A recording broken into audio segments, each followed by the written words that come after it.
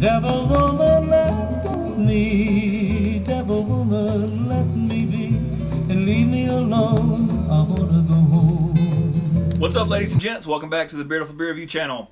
Back for another review. Gonna take a break from the IPAs for a little bit, even though I do have a few more that I do want to get to. But we are going to jump back into something that I picked up while I was in Brevard, North Carolina. Technically, I was in Asheville for this pickup. My buddy Clay and I stopped by Burial, and they had a bunch of can releases going on. So, grabbed this one. Really stoked to have it. I've given it out to a couple people. Looking forward to hearing what they think about it. But I'm going to jump into it first. This is the Cosmic and Divine. It's a Burial / J. Wakefield collab. Imperial Stout with caramel, toasted pecans, or pecans, chocolate, and sea salt. Clocking in 10% ABV. Got a nice little write-up on the back about their friends, J. Wakefield. 12-ounce cans, 4-packs this came in.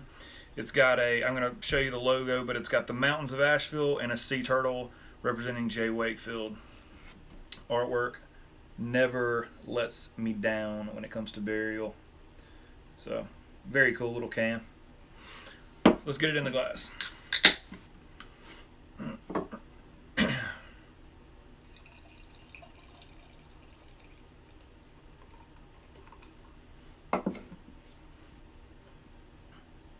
Alright, pitch black. Got about a finger of mocha tan head. Really tight bubbles. Dissipating rather quickly though. Absolutely no light coming through this thing. As you can see, just a big, sexy stout. I mean, pitch black. Nice untapped glass. Leaving some sticky alcohol lacing on the side, which we're to expect it at 10%. Let's get a smell. Good grief. This thing is loaded with chocolate. Chocolate comes like further down the list. It's like caramel, pecans, chocolate, and sea salt, but this thing smells big time chocolate. A little bit of caramel, some toffee. A little bit of nuttiness, but nothing you could differentiate as far as pecans go. Good amount of booze coming off of it as well.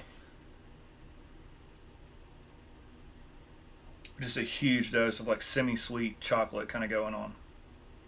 And this can is pretty warm. I would say it's probably between 62 and 65 degrees. So somewhere in there. I have no idea what they wanted you to serve it at. I don't know if they put it on the can, but I like my stouts kind of warm. I like to get all the flavors in. All right, so let's get a taste.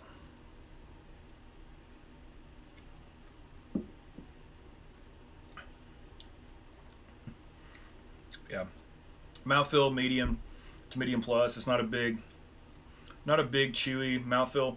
A little bit of oiliness to it though, which I would push it up to medium plus. Carbonation dead on, kind of minimal here for this big stout. Doesn't need to be real bubbly by any means.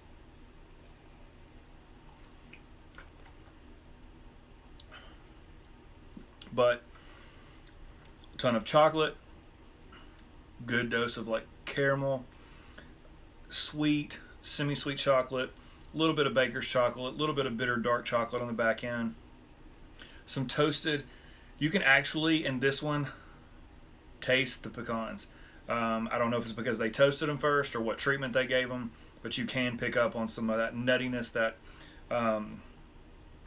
try to describe like a toasted pecan. Just has that really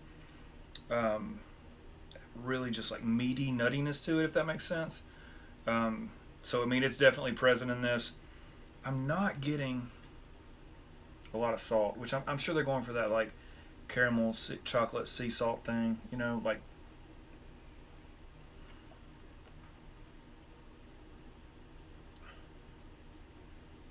I'm just so used to drinking gozas and like being left on your lips.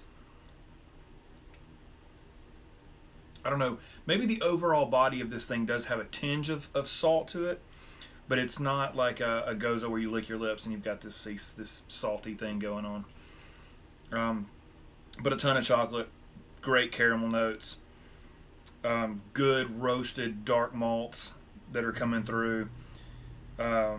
Still going to keep this at the medium to the medium plus mouthfeel. It just is not a huge chewy stout, which is fine, only 10%, so not expecting it to really push over.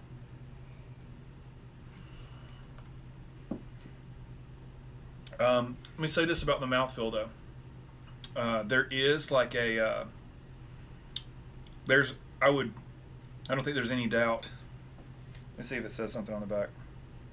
Fermented with lactose and salted caramel, so it does have lactose in it. It does have like that milk stout mouthfeel, like that creaminess, and then the oiliness kind of combined is it's really nice. It's really smooth, kind of silky tasting. Very, very nice beer. Super pumped that I got this. Glad I did not pass on it. Kind of hard to pass when Burial and J. Wakefield end up on the same can, though, to be honest. Fantastic. Killer from Burial. Really good. If you can get this, feel comfortable trading for it, you'll be fine. It's worth it. All right. Till next time, y'all. Cheers.